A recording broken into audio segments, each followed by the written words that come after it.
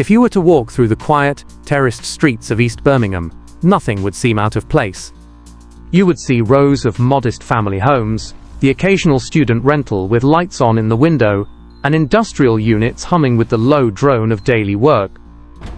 To the average passerby, this is simply the backdrop of ordinary life.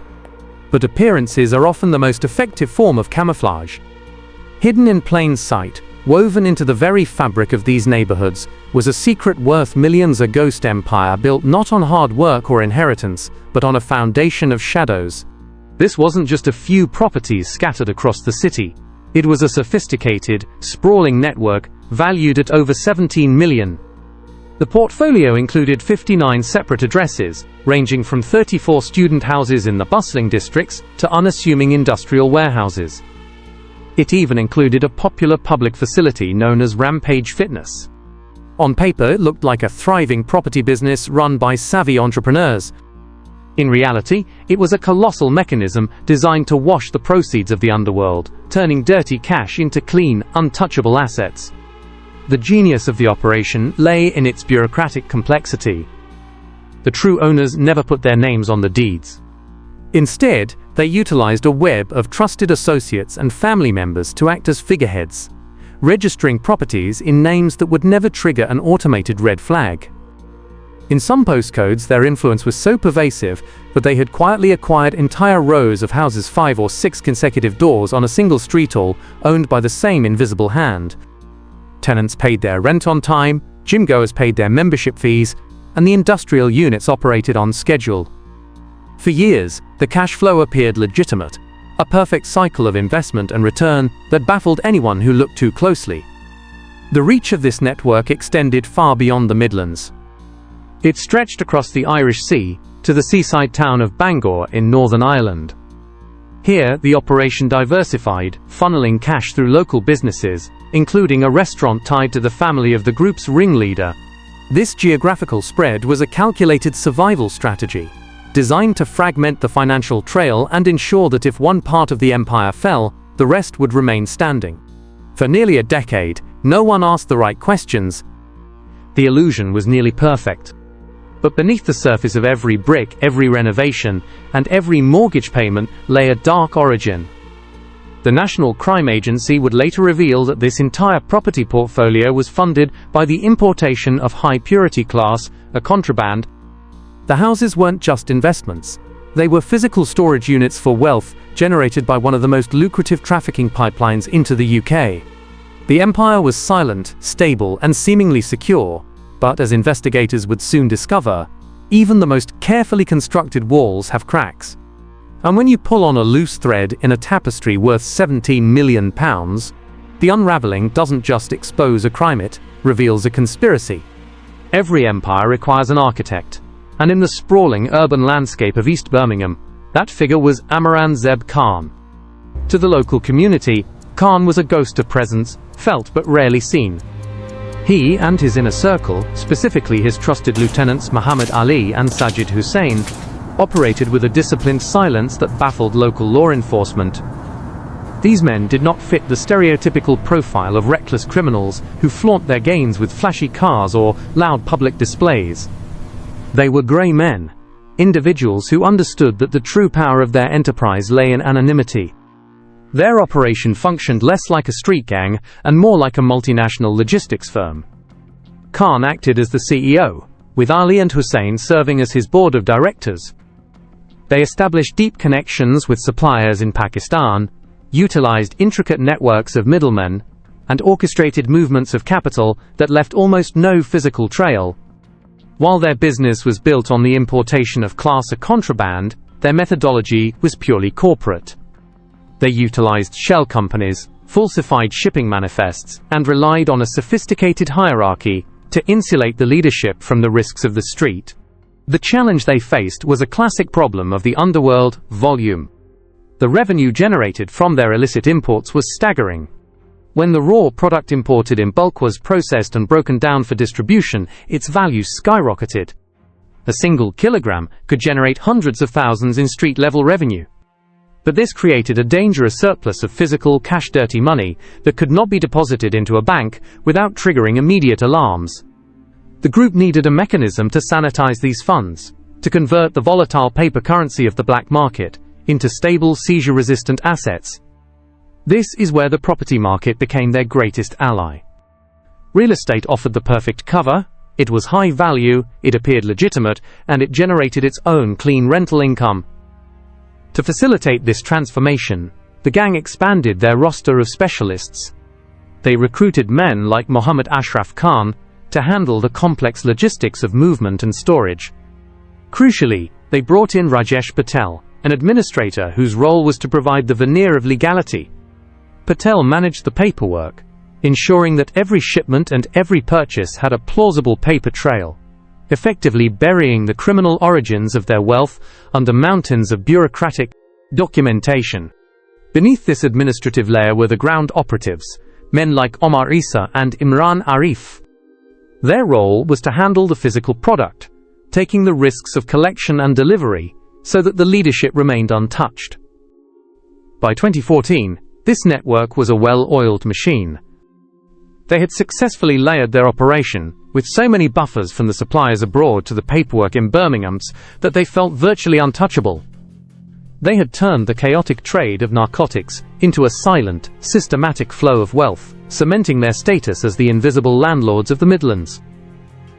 However, confidence can often mutate into complacency. As they prepared for their most ambitious logistical feat yet, they were unaware that the very scale of their success was beginning to attract the gaze of those who hunt in the dark. While the Birmingham cell operated with near-military discipline, the first crack in their armor did not appear in the Midlands. It surfaced hundreds of miles away, across the Irish Sea, in the quiet coastal town of Bangor, Northern Ireland. The undoing of a £17 million empire often begins with a single anomaly, a digital footprint that doesn't quite fit the pattern. In December 2011, analysts from the Police Service of Northern Ireland (PSNI) noticed peculiar financial movements surrounding a local establishment, the Taj Tandoori restaurant. The restaurant was technically owned by relatives of Aurangzeb Khan, but the cash flow moving through its accounts told a story that had little to do with selling curries. Huge sums were being deposited and transferred with a frequency that defied legitimate business logic. The PSNI flagged this activity to the National Crime Agency (NCA), sparking what would become one of the most complex financial investigations in UK history. The NCA didn't immediately raid the premises or kick down doors. Instead, they launched a civil recovery investigation. This is a unique and powerful tool in the arsenal of modern law enforcement, a method of attacking criminal networks, not by arresting the individuals, but by targeting the assets themselves. The investigators began a forensic audit of the property deeds linked to the Bangor accounts. What they found was a glaring disparity between the on-paper reality and the financial truth. Several high-value properties in Bangor were registered to individuals who had almost no declared income. It was a mathematical impossibility. As the NCA dug deeper, the trail led them straight back to the UK mainland, specifically to the cluster of properties in East Birmingham. They discovered that the network was far more extensive than a few family homes. It was a vast web of ownership that spanned the entire region. One particular case file stood out, serving as the smoking gun for the financial investigators. They identified an individual whose declared annual income was a modest £20,000, hardly enough to secure a standard mortgage. Yet, this same individual held the deeds to a portfolio of properties worth over £1 million combined. Andy Lewis, the head of the NCA's asset denial team, later described the moment they connected these dots. He noted that findings like these are what start the hairs running on the back of an investigator's neck. It was the definitive proof that the money had to be coming from an illicit source. From this point forward, the strategy shifted. The NCA decided to play the long game. Rather than rushing to make arrests for money laundering charges that can sometimes be difficult to stick without proof of the underlying crime, they used the powers of the Proceeds of Crime Act. They began mapping the entire network, watching the money move, and waiting for the group to make a mistake in the physical world. They knew the what money laundering, but they needed the how. They needed to find the source of the cash. The trap was set, silent and invisible, waiting for the architects of this shadow economy to reveal the engine that was driving their wealth. While the financial investigators were quietly mapping the flow of invisible money, the gang was busy perfecting the physical mechanics of their operation. To move a product as volatile and valuable as high-grade Class A narcotics across international borders, you cannot simply hide it in a suitcase. You need a vessel that is beyond suspicion, something so mundane and heavy that it discourages detailed inspection. Amran Zeb Khan and his associates found their answer in the heavy industry sector. They devised a smuggling method that acted as a modern-day Trojan Horse: industrial lathes. These were not small pieces of equipment.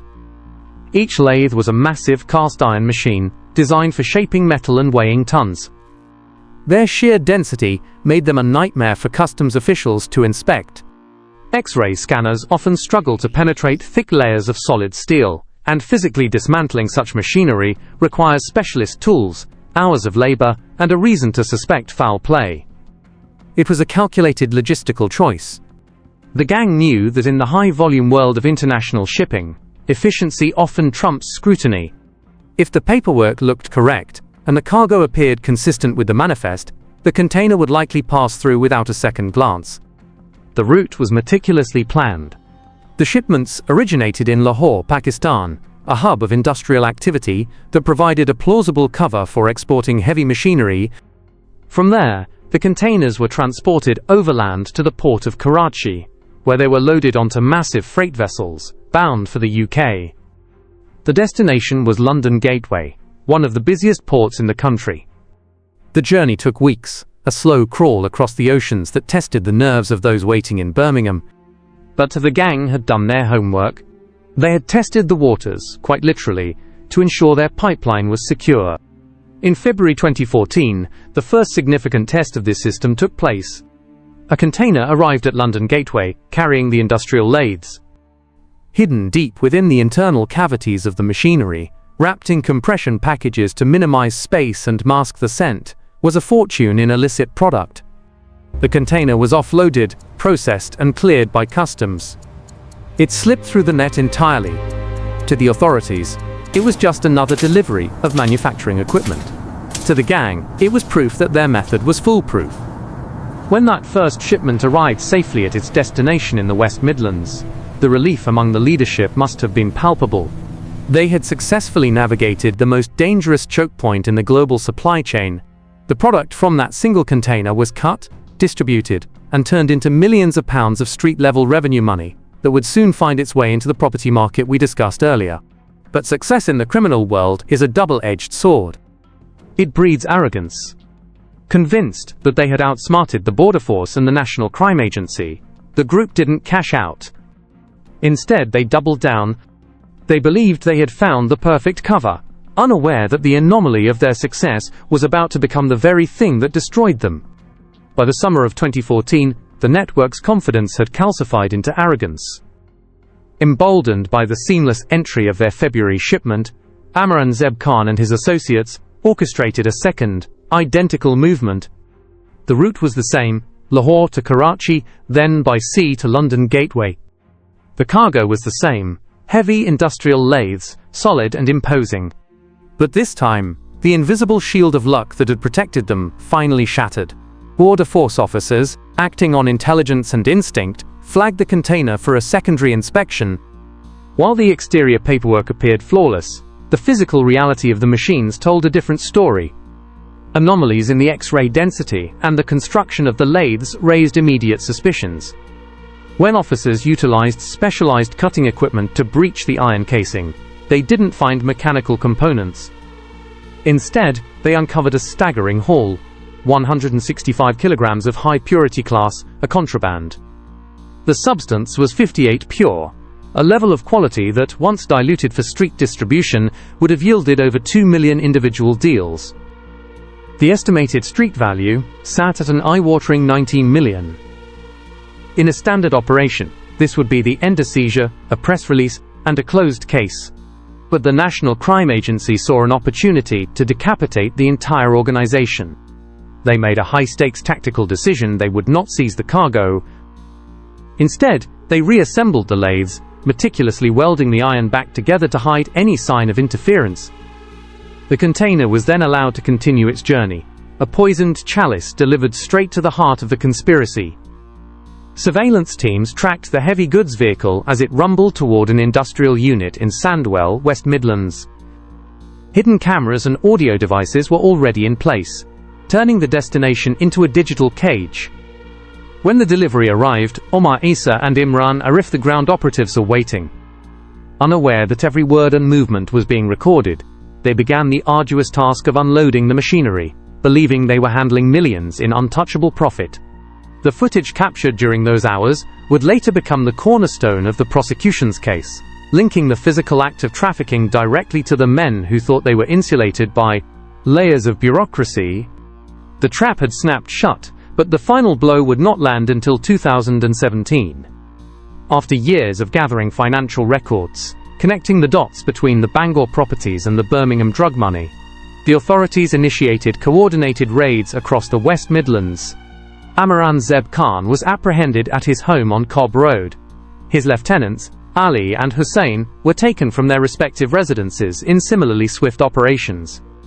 The evidence was overwhelming: the seized contraband, the surveillance tapes, and the forensic accounting that exposed their 17 million property empire as a laundry machine for illicit funds.